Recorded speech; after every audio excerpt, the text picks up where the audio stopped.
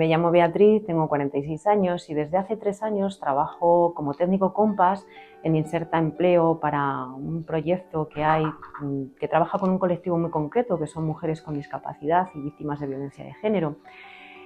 Además de todo esto, bueno, pues soy una eterna estudiante, una deportista incansable, una pareja comprometida, una madre en continuo aprendizaje. Bueno, en definitiva soy pues lo que cualquier mujer, ¿no?, con diferentes roles, que es lo que nos hace únicas a todas. ¿Estás donde quieres y te sientes satisfecha con lo que has conseguido hasta el momento? Pues la verdad es que desde hace ya bastante tiempo no me hago estas preguntas.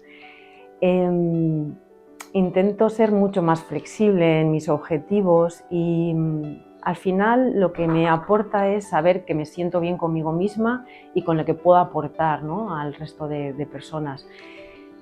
Entonces, considero que a lo mejor sí, por esta razón sí estoy en el lugar que quiero estar, ¿no? Y me rodeo de las personas con las que quiero estar también.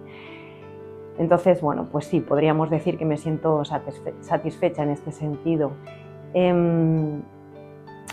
Satisfecha también me siento de todos los logros que he conseguido y también probablemente de los que tenga que conseguir en un futuro, ¿no? Porque yo creo que la vida va de esto, de superación y de aprendizaje continuo. Como mujer, ¿qué momento o situación ha supuesto un punto de inflexión en tu vida, ya sea en lo personal o en lo laboral? Bueno, pues en mi vida sí que ha habido bastantes puntos de inflexión. Quizás voy a seleccionar varios de ellos, que son puntos de inflexión que yo considero como periodos de transición, ¿no?, en mi vida, que me han llevado a lugares o a circunstancias mucho mejores. El primer punto de inflexión lo viví pues, con 30 años. Yo trabajaba en una consultoría de recursos humanos muy importante aquí en Madrid y me ofrecieron pertenecer al equipo directivo. En esos momentos, además, mis ganas de ser madre iban en aumento y tuve que elegir, porque era un puesto muy demandante, había que viajar mucho y lamentablemente la conciliación hace de esto unos 16 años para un puesto relevante siendo una mujer pues no era muy compatible. Y ahí fue cuando tuve que decidir, ¿no?, entre lo que me iba a hacer feliz de por vida o mi vida profesional y bueno, pues la verdad es que la elección, no me he arrepentido nunca de esa elección. Otro punto de inflexión en mi vida fue cuando llegó el diagnóstico de la enfermedad, tengo esclerosis múltiple, y fue a los pocos meses de nacer mi hija. Mi vida dio un giro de 180 grados. A partir de ese momento te das cuenta de que todos los sueños que tenías dejan de tener sentido y empieza una nueva etapa. Y el tercer punto que puedo destacar así de inflexión que he tenido a lo largo de mi vida fue en un brote que tuve de esclerosis. Perdí toda la movilidad y los médicos me dijeron que era muy probable que no volviera a caminar. Estuve 2 años en una silla de ruedas y bueno, pues de repente tu mundo se viene abajo, entras en un túnel muy oscuro donde no ves luz, solo ves puertas que se cierran, tanto a nivel personal como profesional. Se complica todo mucho, te vuelves una persona dependiente, te incapacitan para hacer todo aquello que con tanto esfuerzo has aprendido a hacer a base de, pues, de formación y de experiencia. Y de repente dices, ¿y cuál es mi lugar en el mundo? Y bueno, pues simplemente aquí estoy porque considero que sí he encontrado ese lugar. Cuando hablamos de igualdad, ¿qué es lo primero que se te viene a la cabeza? Pues yo lo definiría como un trato idéntico y equitativo entre todas las personas, sin importar la condición o las características, ¿no?, de dicha persona. Para mí este es el principio universal de igualdad. Luego podríamos profundizar más pues, en igualdad de género, en igualdad de oportunidades, pero para mí ese es el principio universal. ¿Cuál dirías que ha sido tu aportación personal para lograr una sociedad más igualitaria? Bueno, pues mi aportación más personal podría decir que es la educación que le he estado dando y que le sigo dando a mi hija, ¿no? Una educación basada en el respeto, en la libertad, en la igualdad, porque considero que es la base, la educación es la base. Si no hay una educación en esta dirección, nunca vamos a poder hablar de igualdad. Y a título profesional, bueno, pues también va un poco en esta dirección. Mi aportación es este trabajo con estas mujeres con discapacidad y víctimas de violencia de género, enseñándolas a sentirse como iguales, nunca inferiores, a encontrar un trabajo en igualdad y si tienen hijos, a que les eduquen en esta dirección también. Profesionalmente, ¿cuál es tu función en el acompañamiento a mujeres con discapacidad víctimas de violencia de género? Este proyecto tiene un objetivo muy claro, que es conseguir oportunidades laborales, ¿no?, para un colectivo muy concreto, que son mujeres con discapacidad víctimas de violencia de género. Para conseguir este objetivo es verdad que tenemos que hacer un acompañamiento con todas ellas, porque tenemos que ir muy de la mano y ayudarlas a que se recuperen, trabajando con ellas en un ciclo de recuperación donde tanto su desarrollo personal como su desarrollo personal tienen que ir de la mano. Al final, si este tipo de, digamos, de recorrido no van de la mano, pues esas inserciones van a ser muy complicadas.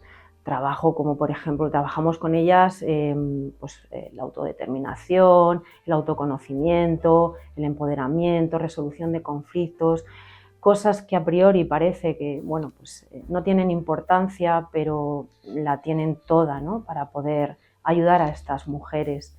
El equipo Compass, además, somos las encargadas de crear o de generar ese espacio seguro para estas mujeres, donde de alguna manera ellas se sientan valoradas como mujeres y como personas, donde en ningún momento se sientan juzgadas o revictimizadas. Es un espacio donde no hay etiquetas, porque son algo más que mujeres con discapacidad o violencia de género. ¿Cuáles son los principales miedos de estas mujeres y qué aspectos son más difíciles de superar para volver a integrarse con normalidad?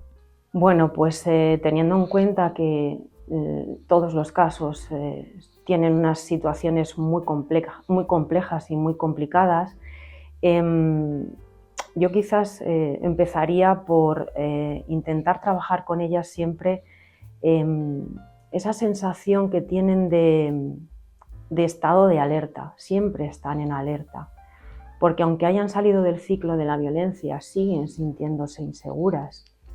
Otra cosa que hay que trabajar mucho con ellas es la confianza, que puedan recuperar la confianza en cualquier persona de su entorno o del entorno laboral es muy importante.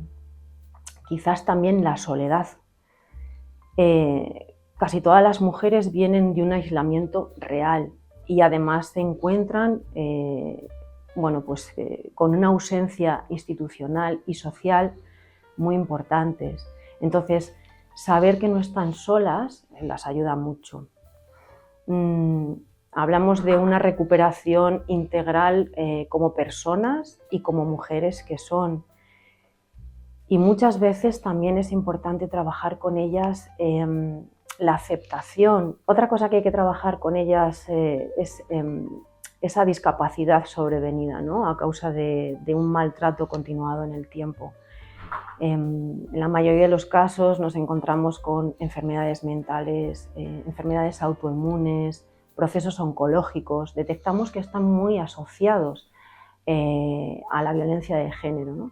Y poder primero asimilar y después aceptar pues esta discapacidad sobrevenida es muy complejo y muy complicado. Muchas de ellas nos dicen que pueden superar muchas cosas, pero que nadie las va a devolver la salud que han perdido en todo este proceso, ¿no? Y miedos, pues miedos muchos, pero yo destacaría quizás dos. Uno es el miedo que tienen de que el maltratador pueda volver a sus vidas o de alguna manera tengan que seguir vinculadas a sus maltratadores si hay menores. Y otro miedo muy importante es a la propia supervivencia. Todas manifiestan que lo más difícil viene después de superar ese ciclo de violencia. la supervivencia se convierte en algo imposible en muchos casos. Muchas de ellas tienen que recurrir a entidades privadas para conseguir vivienda o comida, porque sienten que hay un abandono importante y un desamparo importante por parte de las instituciones públicas. ¿Te has sentido alguna vez discriminada por tu discapacidad o por ser mujer?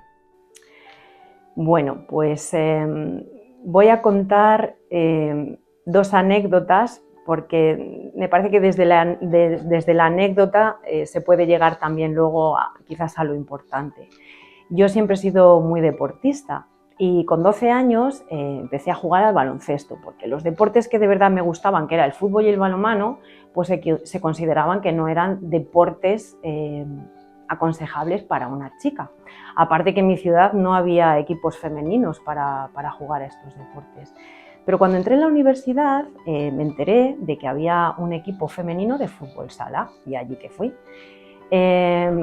Las cosas que yo he tenido que oír por estar jugando como mujer en un equipo femenino de fútbol sala, estoy hablando de hace 23 años quizás, 24 por ahí,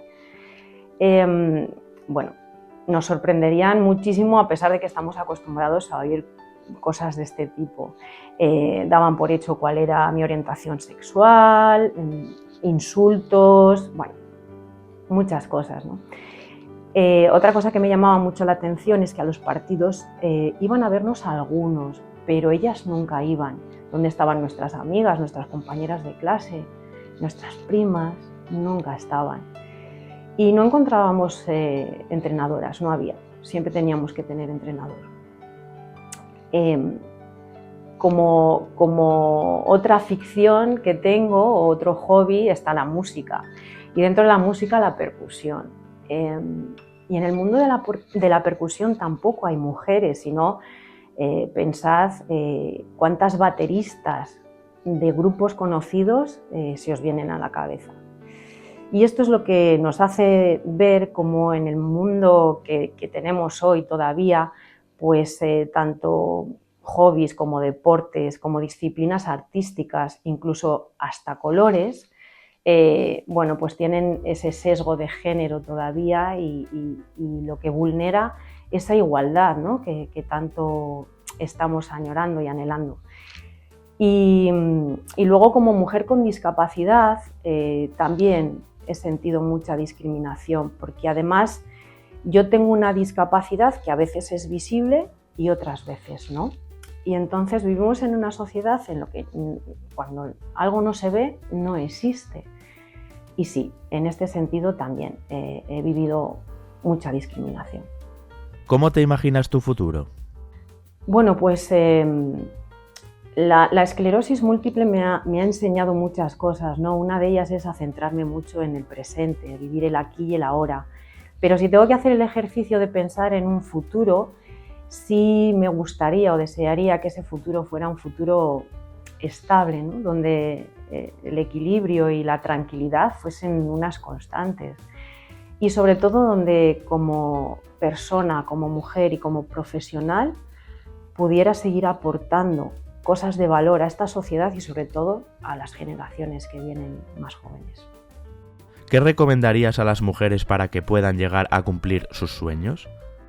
Pues lo primero que les diría es que como mujeres libres que son, piensen como tal, ¿no? Con total libertad, y que además el valor que ya lleva implícito nacer mujer les ayude a no poner límites a sus sueños. El camino a veces es difícil, ¿no? de recorrer, pero que no se olviden de disfrutar del proceso, porque para mí eso es lo importante, ese es el jugo, ¿no? Más que el fin último. Luego también les diría que se dejen sorprender por la vida. A mí, si me llegan a decir a mis 30 años que iba a trabajar con mujeres con discapacidad víctimas de violencia de género y que además iba a convertir en el trabajo más gratificante que he tenido nunca, bueno, pues no me lo hubiera creído. ¿Qué más las podría decir? Bueno, es que las podría decir muchas cosas, ¿no? Pero sobre todo estas dos ideas, y sí quería aprovechar también para destacar la importancia que tiene la sororidad para alcanzar esos sueños. es muy importante el apoyo y esas redes que podemos construir entre mujeres, celebrar los triunfos de las mujeres como si fuesen los nuestros propios. Creo que eso ayudaría mucho a que cada una de nosotras consiguiéramos pues nuestros propósitos, ¿no? Y me pregunta si les diría algo en especial a las mujeres con discapacidad, víctimas de violencia de género. Pero siguiendo la filosofía de que esta condición no es lo que las define, el mensaje creo que sería absolutamente el mismo.